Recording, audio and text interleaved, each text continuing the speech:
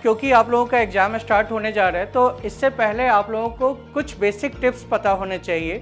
तो अभी आपको अपने आईसीआई के मॉड्यूल पे ही टिके रहना है। आपने डेली कम से कम 2 एमटीपी आरटीपी को प्रैक्टिस करना है।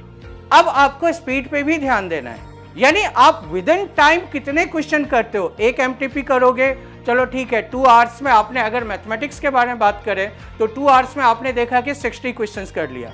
नेक्स्ट टाइम में आप स्पीड को देखें कि उसको कैसे बढ़ाया जाए।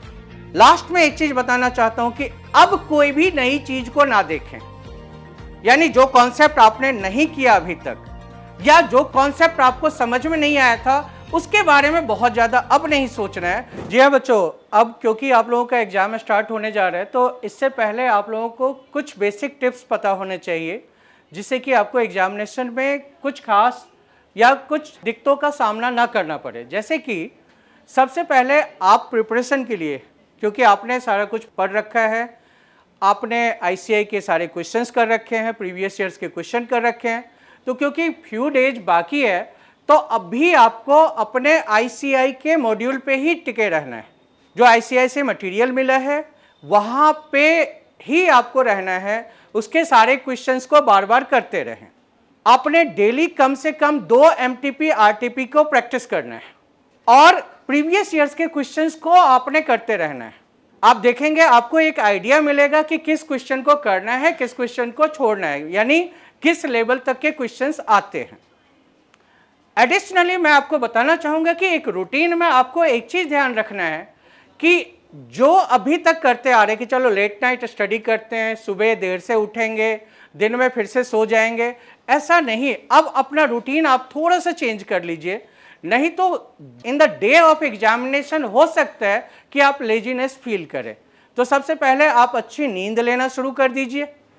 आप टाइम से सोएं, मतलब 6 to 7 आवर्स अगर आप नींद लेते हैं तो आप पूरे फ्रेश रहेंगे तो आप अच्छा आउटपुट दे पाएंगे।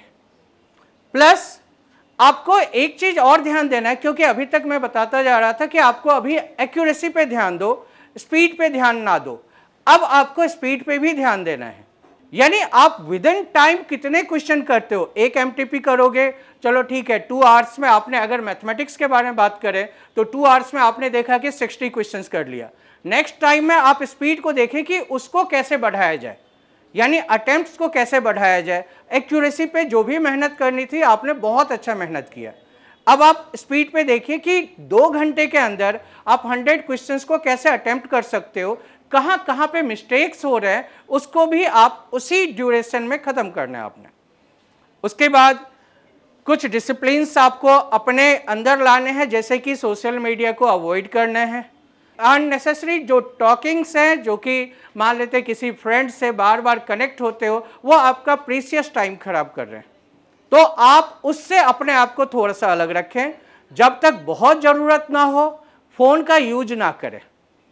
देन आप जब भी पढ़ाई करें तो आप फ़ोन में टाइम देखने के बजाय रिस्ट वॉच का यूज करें, क्योंकि एग्जामिनेशन में वही आप कैरी कर सकते हो। फ़ोन में आप वहाँ पे टाइम नहीं देखोगे। बहुत सारे स्टूडेंट्स का ये प्रॉब्लम होता है कि लास्ट में देखा तो सिर्फ 15-20 मिनट रह गए थे, हमें सर्कल भी फिल करने थे, क्वेश्चंस रह गए। ये इसलिए होता है क्योंकि आपने आदत डाल रखी है कि फ़ोन में टाइम देखते हैं और अपना काम कर रहे हैं, वहाँ पर वो मिलेगा नहीं। तो टाइम मैनेजमेंट का ये। एडिशनली मैं आपको बताना चाहूँगा कि फिर ज़्यादा आउटिंग ना करें, यानी ना तो बाहर ज़्यादा घूमें, ना ही लंबे टाइम तक, मतलब आप लोग बाहर का खाना बंद कर सकते हैं। स्टडी के लिए एक लॉन्ग ड्यूरेशन ना रखें, छोटे छोटे ड्यूरेशन बनाएं। यानी आप कर सकते हो कि 1 घंटा 1.5 घंटा इतनी देर तक बैठे आप, उसके बाद फिर छोटा सा ब्रेक ले लीजिए, 5 मिनट का, 10 मिनट का, 15 मिनट का ब्रेक ले लीजिए, फिर से पढ़ना स्टार्ट कीजिए। क्योंकि आप लंबे टाइम तक पढ़ते हो तो सिर्फ पढ़ाई करते हो, आउटपुट कम हो जाता है। तो जब तक आप फुल एनर्जी में हो तब तक आप पढ़ते रहें। जैसे ही लगे कि आप लेजीनेस हो रहा है या फिर मैं आउटपुट नहीं निकल पा रहा हूँ, तो आप वहाँ पे अपने आप को रोक दीजिए, छोटा सा ब्रेक ले लीजिए। याद रखिए 10 आवर्स की भी स्टडी, 12 आवर्स की भी स्टडी आपके लिए बहुत ज़्यादा है, और जो भी क्वेश्चंस आने हैं वहीं से आने हैं जो आपने पढ़ा है। लास्ट में एक चीज़ बताना चाहता हूँ कि अब कोई भी नई चीज़ को ना देखें, यानी जो कॉन्सेप्ट आपने नहीं किया अभी तक या जो कॉन्सेप्ट आपको समझ में नहीं आया था उसके बारे में बहुत ज़्यादा अब नहीं सोचना है, इतना टाइम नहीं है। आपने जितना पढ़ा पास होने के लिए, अच्छे स्कोर करने के लिए उतना काफ़ी है। तो नए क्वेश्चंस, नए कॉन्सेप्ट के लिए ज़्यादा पैनिक होने की ज़रूरत नहीं है। अगर आप टोटल कैलकुलेट भी करोगे तो 10 से 15 नंबर के क्वेश्चन वहाँ से आने होते हैं, ठीक है ना। जो बेसिक है, जो कॉन्सेप्चुअल है, आप वहाँ पे स्टिक रहें। आईसीआई मॉड्यूल को फिर से मैं बोलता हूँ कि वो बाइबल है, तो आप आईसीआई मॉड्यूल पे रहें, आरटीपी एमटीपी करें, प्रीवियस ईयर्स के क्वेश्चन को जरूर करें और कम से कम 2 बार करें, ठीक है जी। बच्चों, आप लोगों में से कोई किसी को इससे रिलेटेड कुछ भी डाउट हो तो? सर लास्ट में रिवीजन कैसे करें, मतलब कि डायरेक्टली सारी क्वेश्चन सॉल्व करें कि कैसे करें रिवीजन लास्ट में? देखिए, सारे क्वेश्चन सॉल्व करने का मतलब यहाँ पे नहीं बनता। आपके पास इतना टाइम नहीं होता कि आप 1 बाय 1 सभी क्वेश्चंस को अटेम्प्ट करें। आपने जब पहली बार किया है, जब पहली बार करते हो तो आप देखोगे पूरे चैप्टर में से ज़्यादा से ज़्यादा 10 से 15 क्वेश्चन ऐसे हैं जो कि आपको समझने में दिक्कत हो रही है।